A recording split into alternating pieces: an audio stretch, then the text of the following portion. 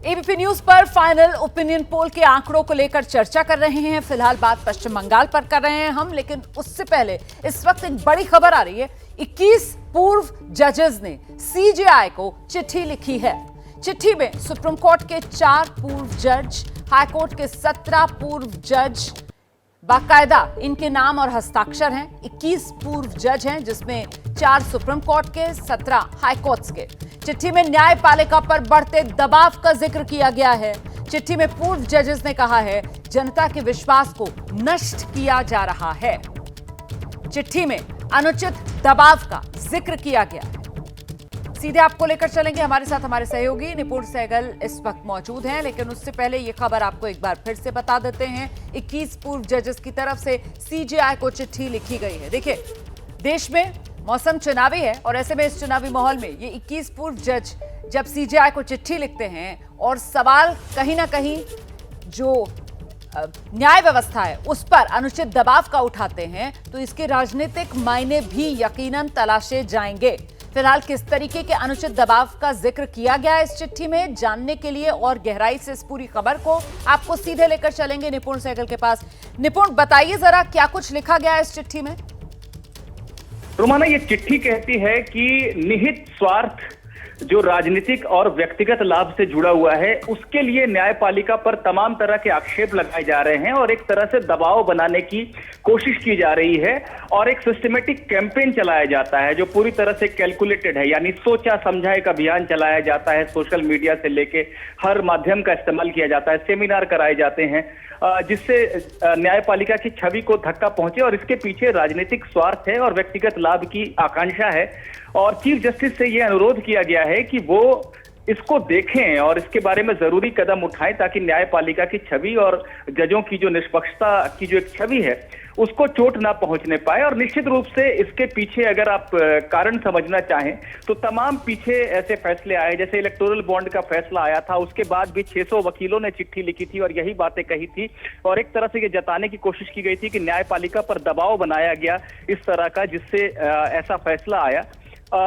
इस चिट्ठी में हालांकि ऐसी कोई बात नहीं लिखी गई है कि किस फैसले या किस चीज के लिए ये कहा जा रहा है, लेकिन निश्चित रूप से न्यायपालिका पर लगातार सोशल मीडिया के आने के बाद से हमले तो होते ही चले आ रहे हैं और एक चुनावी मौसम भी है, इसमें इस तरह के कैंपेन और ज्यादा चल रहे हैं, तो पूर्व जजों ने इस पर चिंता जताई है। बहुत शुक्रिया आपका निपुण सहगल इस तमाम जानकारी के लिए। तो 21 जजेस की तरफ से ये चिट्ठी सीजेआई को लिखी गई है। 4 सुप्रीम कोर्ट और 17 हाईकोर्ट के जजेस हैं। अनुचित दबाव न्यायपालिका पर यह सही नहीं है, इसी को लेकर इस चिट्ठी में अपनी बात सीजेआई तक पहुंचाने का काम किया गया है जजेस की तरफ से, कहते हुए कि साहब इससे जनता का जो विश्वास है न्याय व्यवस्था पर वो नष्ट होगा। हम आगे बढ़ेंगे, बात एक बार फिर से पश्चिम बंगाल के ओपिनियन पोल के आंकड़ों की हम कर रहे हैं और अब जरा आपको वीवीआईपी सीट्स के बारे में बता देती हूं। जो तस्वीर उभर रही है वीवीआईपी सीट्स की, ये तो आप तमाम जो 42 सीटें हैं पश्चिम बंगाल की उनको देख रहे हैं आप। अब अगर एक एक कर इन सीटों की बात की जाए तो फिर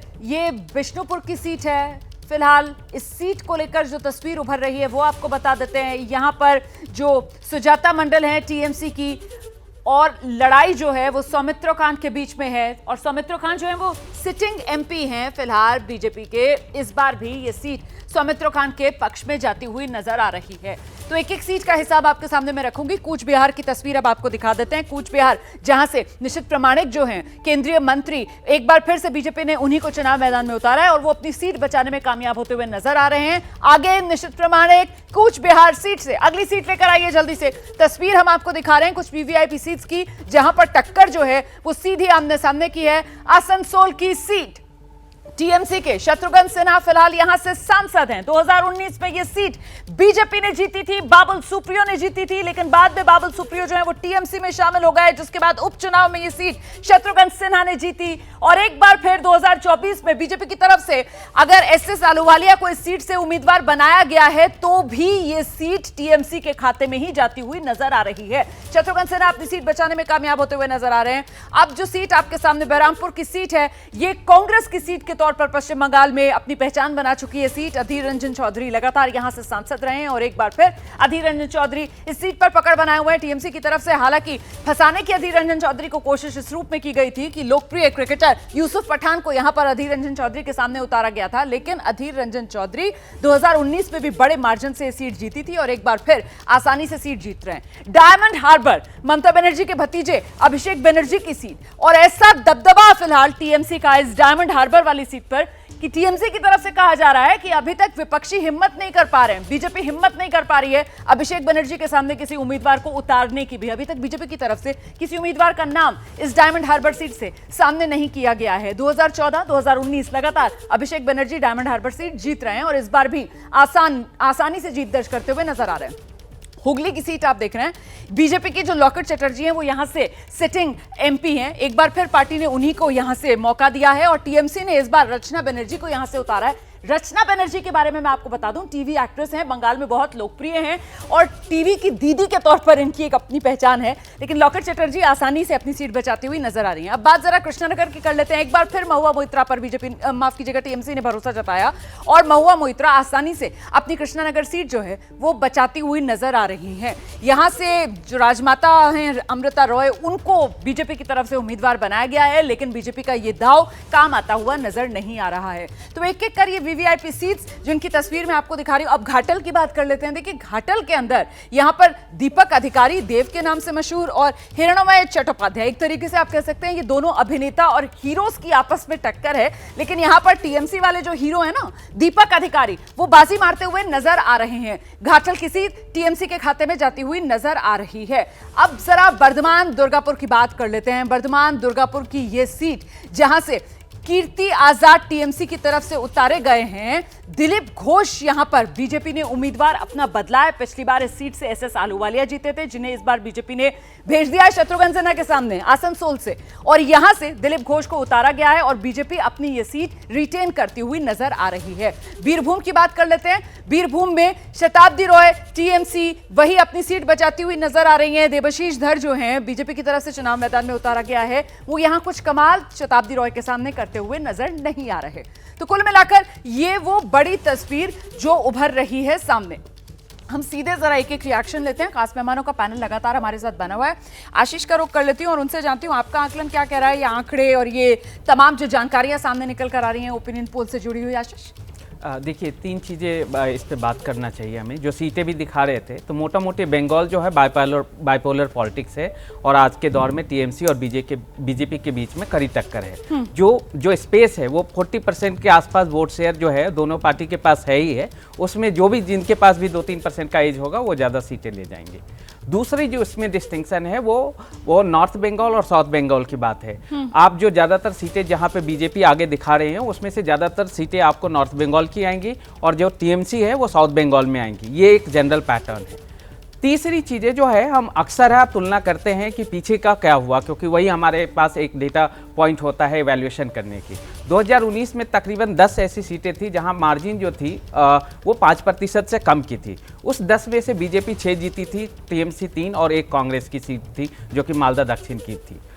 ये जो 6 सीटें बीजेपी जीती थी उसमें जो बड़ी बात है कि 4 सीटें स्विंग सीटें थी। स्विंग मतलब जो जिस सीट को एक पार्टी रिटेन नहीं कर पाई। हाँ। बिल्कुल। और वो ज्यादातर वो सीटें वो थी जो लेफ्ट पार्टी ने 2009 में जीती थी, बाद में टीएमसी ने जीता और फिर बीजेपी ने, मतलब जो किसी का गढ़ नहीं है, बिल्कुल बदल किसी का गढ़ नहीं। बिल्कुल। तो ये जो चीजें हैं, अब ये तीनों पॉइंट को सारा कुछ को मिला दिया जाए। हाँ। तो एक चीज तो तय है जो शुरू से सभी लोग कह रहे हैं और इस पे सब लोग एग्री हैं कि वेस्ट बंगाल सबसे बड़ी बैटल है इस बार के इलेक्शन में।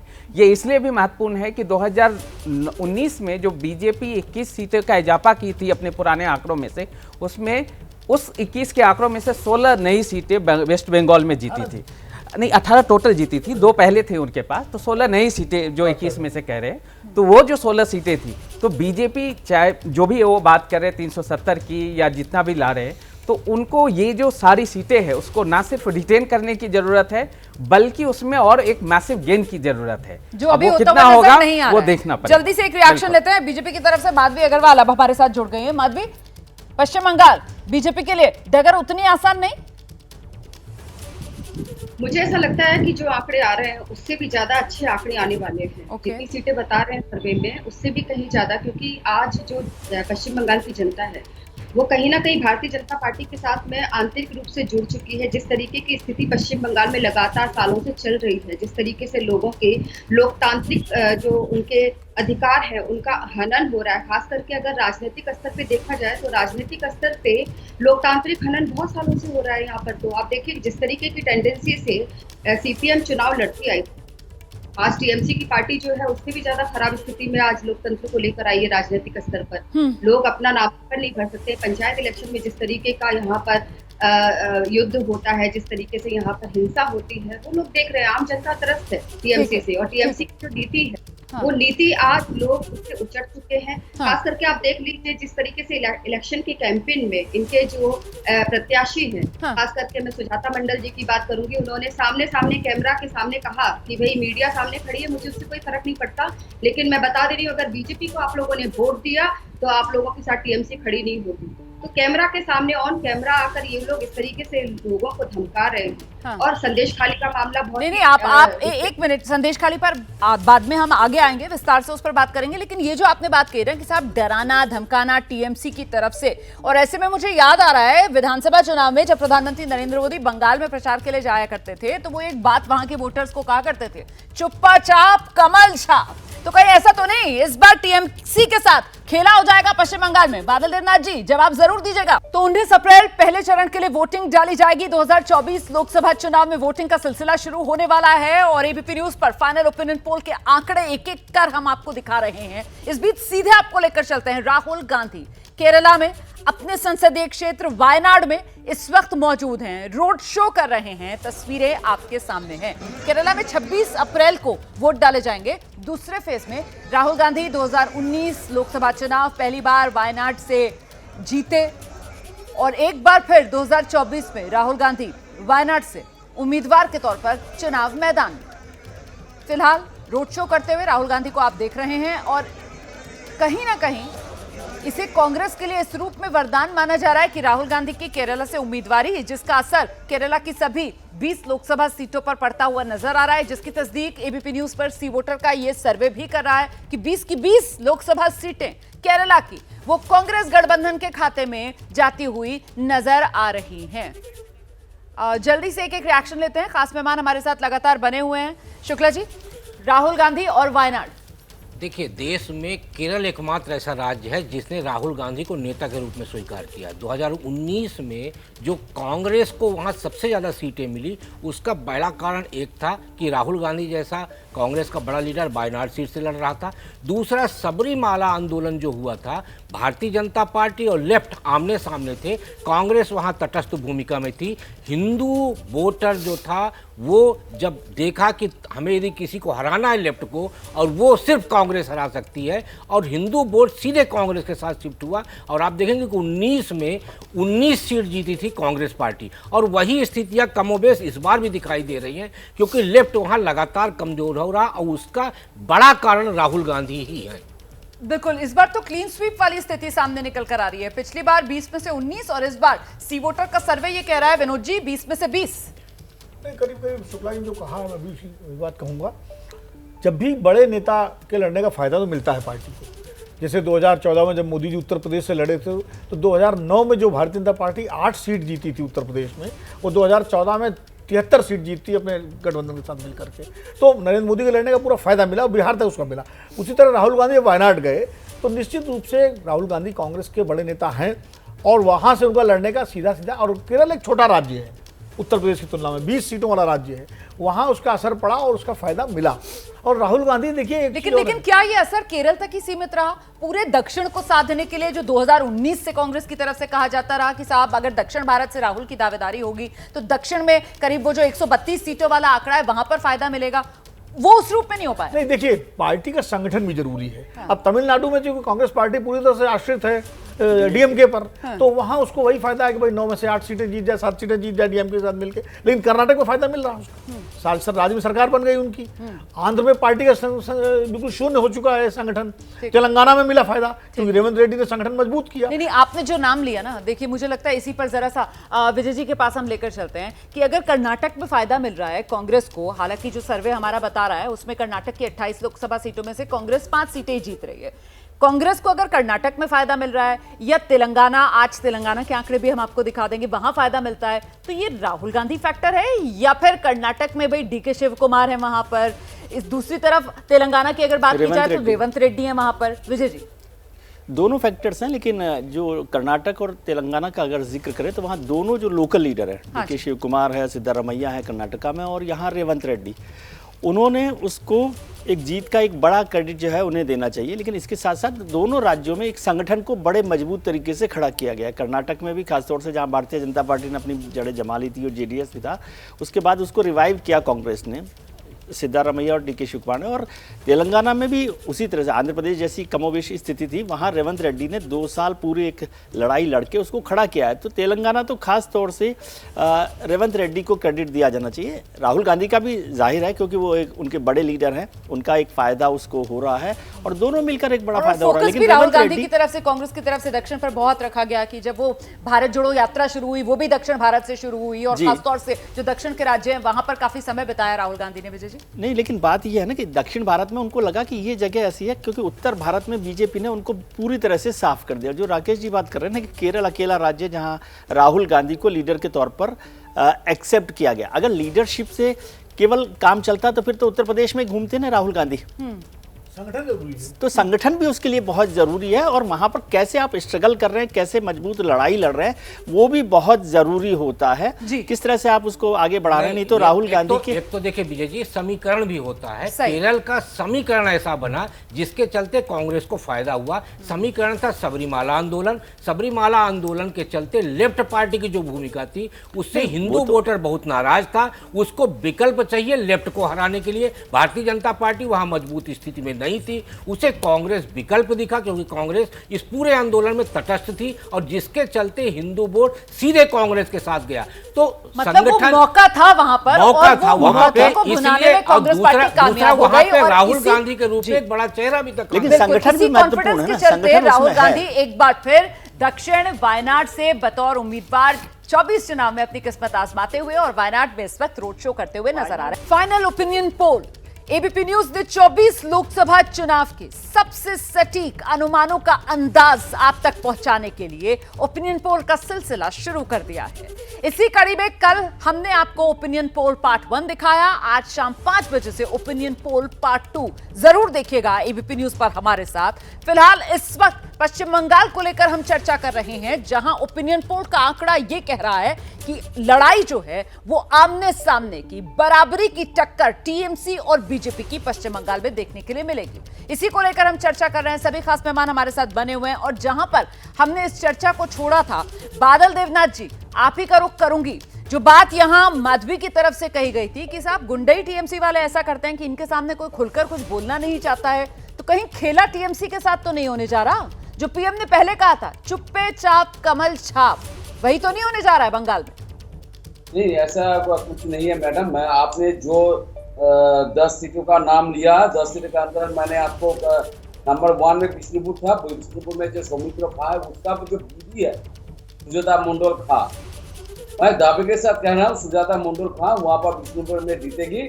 और दूसरा जो कुचबिहार में इस बार नीतीश प्रामाणिक हार रहा है। और आप जो वर्धमान दुर्गापुर दिलीप घोष का बात है, वर्धमान दुर्गापुर में संगठन कहा है, वहाँ पर कीर्ति राजा जीतेगा। आप देख लीजिएगा। तीसरा है बीरभूम में शताब्दी राय। और जो 20 सीट है, मैं आपको कह सकता हूँ 5-6 सीट बीजेपी जीत सकता है। लेकिन अभी भी 42 सीटों के अंदर 4 सीटों में भाजपा का कोई उम्मीदवार नहीं है मैडम।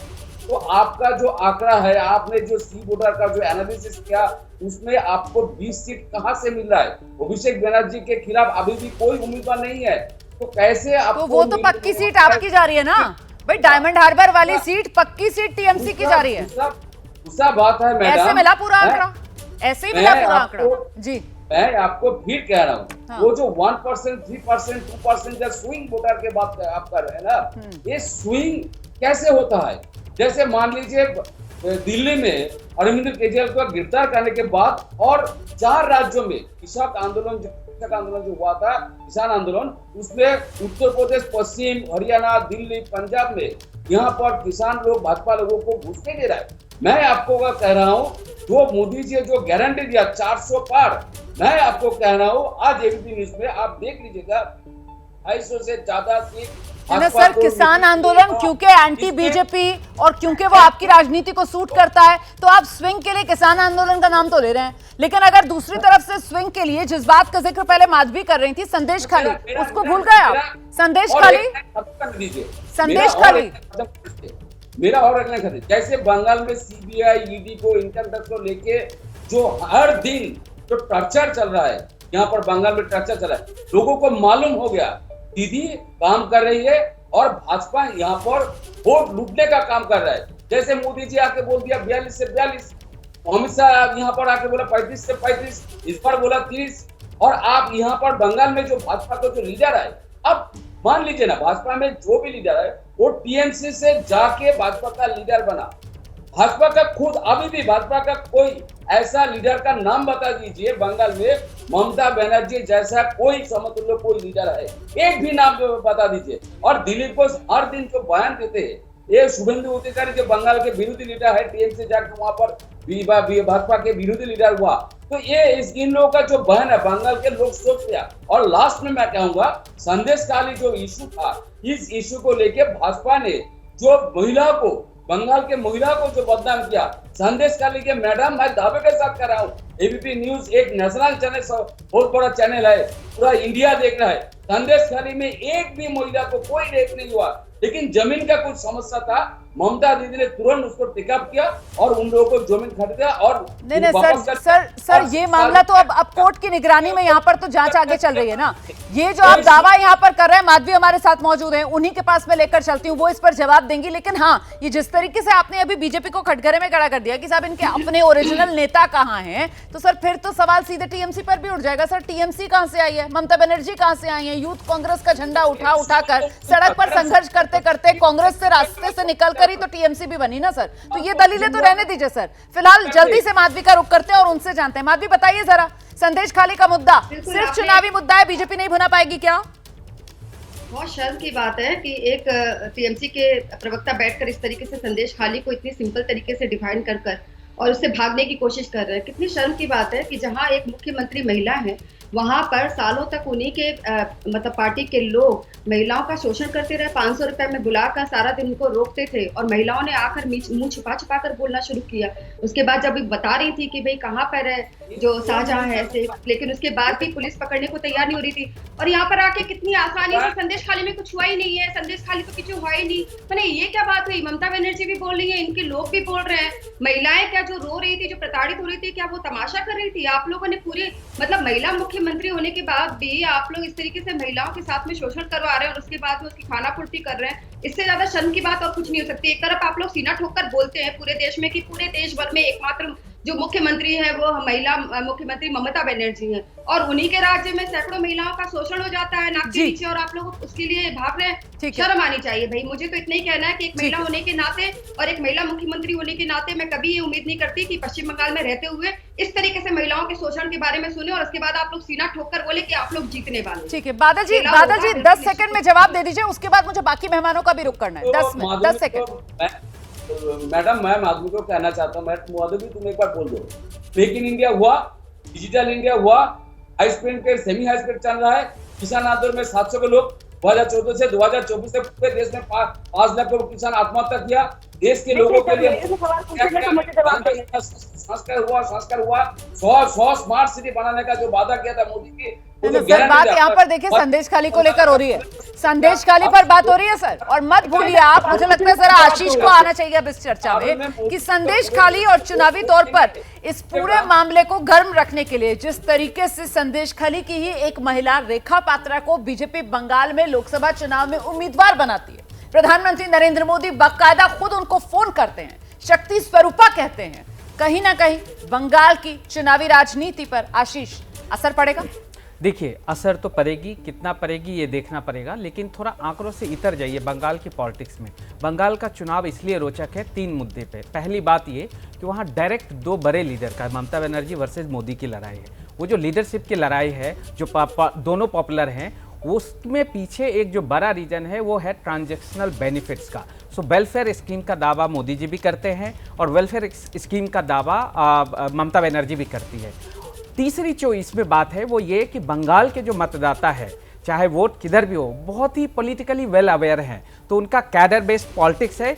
तो जो स्कीम्स है, लीडरशिप क्वालिटी है और जो कैडर का वो चीज़ है, वो बहुत ही अहम रहेगा और वो परिणाम को डिसाइड करने में।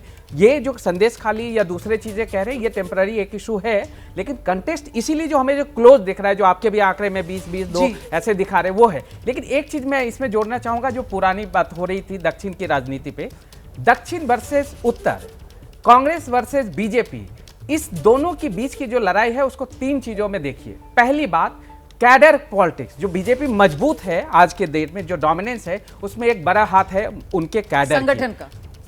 राहुल कांग्रेस जो साउथ में है वो ये है कि संगठन और कैडर उनके पास है, जबकि नॉर्थ में कमजोर हो गई। दूसरी चीज लीडरशिप। जब तक आप नेशनल पॉलिटिक्स पे एक बड़े लीडर का होना तो जरूरी होता है, लेकिन राज्य दर राज्य अगर आप लीडर नहीं उभारेंगे और लीडर आपके मजबूत नहीं होंगे, राज्य में आपका परफॉर्मेंस बेहतर नहीं होगा। तो इसका कॉन्ट्रास्ट बिल्कुल, तो इसमें देखिए साउथ में जो अभी कई सारे लीडर के काउंट हो रहे हैं, नॉर्थ में बड़े लीडर है नहीं कांग्रेस के पास।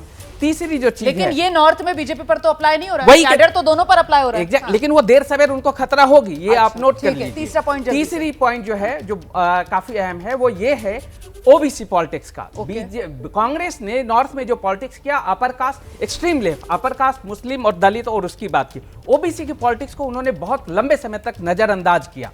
उस ओबीसी पॉलिटिक्स में रीजनल पार्टी पहले डोमिनेंस की, अपर कास्ट पूरी तरीके से बीजेपी के फेवर में चले गई, तो धड़ाम से कांग्रेस जो है धीरे धीरे एकदम से वीक होती चली गई और लंबा रास्ता भी तय करना पड़ेगा उनको नॉर्थ की पॉलिटिक्स में। बहुत अच्छे से आपने एक्सप्लेन किया। मैं एक बार फिर से जरा बंगाल को लेकर दर्शकों को लेकर चलती हूँ। मेरी सहयोगी है मनोज्ञा लोईवाल, और खासतौर से जो पश्चिम बंगाल की राजनीति है उसको बहुत नजदीक से देखती भी हैं और बहुत बेहतर तरीके से समझती भी हैं। ऐसे में ये जो ओपिनियन पोल का आंकड़ा मनोज्ञा आया है, इसमें बिल्कुल बराबरी की टक्कर नजर आती है फिलहाल देखने से टीएमसी और बीजेपी के बीच 20-20। हालांकि पूरा का पूरा मामला जो आकर फंसता है वो स्विंग सीट्स को लेकर, जिनकी संख्या 22 है। ग्राउंड पर माहौल क्या है मनोज्ञा? बड़ा दिलचस्प है माहौल। अगर मैं रोमाना ये कहूं कि 2020 का मैच है इस समय बंगाल में, तो ये गलत नहीं होगा, लेकिन 2 सीटें जो कांग्रेस को दिखा रही हैं वो कांग्रेस के लिए जीतना बहुत मुश्किल हो जाएगा। बात करें अगर हम बरहमपुर सीट की, तो वहां पर एक और अधीर रंजन चौधरी हैं, उनके खिलाफ हैं यूसुफ पठान। ममता बनर्जी ने अपना तुरुप का इक्का तो फेंक दिया, लेकिन लेफ्ट ने मोहम्मद सलीम को उतार दिया है, जिसकी वजह से वहां का पूरा गणित और मुस्लिम समीकरण बदल जाएगा। बरहमपुर मुर्शिदाबाद जिले में पड़ता है, जो देश के 10 सबसे ज्यादा मुस्लिम आबादी वाले जिलों में से एक है। अब आप इस बात का अंदाजा लगा सकते हैं कि बीजेपी जो मुद्दा बार बार उठाती है घुसपैठ का, उसका कितना फायदा होगा। जिस एक बात की बात अभी तक नहीं हुई वो है सीएए पे ममता बनर्जी ने जिस तरह से विरोध किया है, भारतीय जनता पार्टी उसी तरह से समर्थन कर रही है। 19 में इसका फायदा करीब 10 से ज्यादा सीटों पर पड़ा था, जिन पर मथुआ वोट बैंक है या उसके आसपास के इलाकों में है, जिसमें कृष्णनगर सीट भी पड़ती है, जहां पर इस बार महुआ मोइत्रा दोबारा अपना भाग्य आजमा रही हैं, लेकिन इस बार बतौर निष्कासित सांसद वो तृणमूल कांग्रेस की उम्मीदवार हैं। इन सारी लड़ाई में एक महत्वपूर्ण लड़ाई आ जाती है गोरखालैंड मूवमेंट के बाद दार्जिलिंग सीट की, जहां पर उम्मीदवार तो नहीं बदला गया है, लेकिन उम्मीदें गोरखालैंड की अभी तक पूरी नहीं हुई हैं।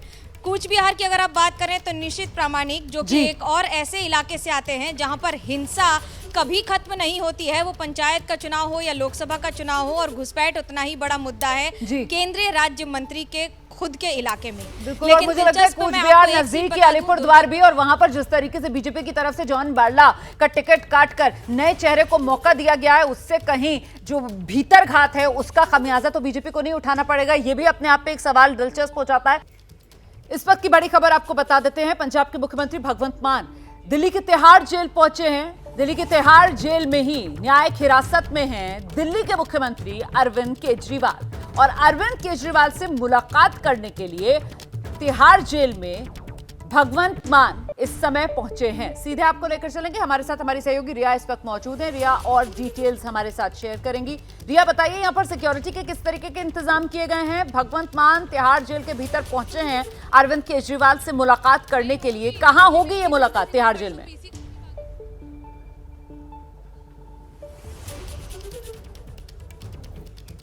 रिया, आपको मेरी आवाज मिल रही है? संपर्क हमारा नहीं हो पा रहा है, हमारी सहयोगी से बात करने की कोशिश करेंगे। फिलहाल ये जो तस्वीरें आप देख रहे हैं तिहाड़ जेल के बाहर से ही आप ये तस्वीरें देख रहे हैं इस वक्त। रिया, मेरी आवाज आ रही है आपको?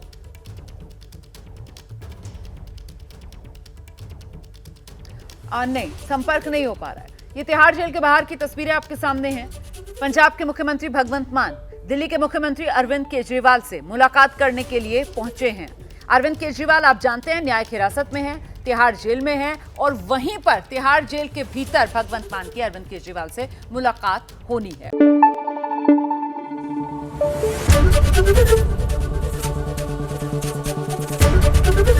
एबीपी न्यूज आपको रखे आगे।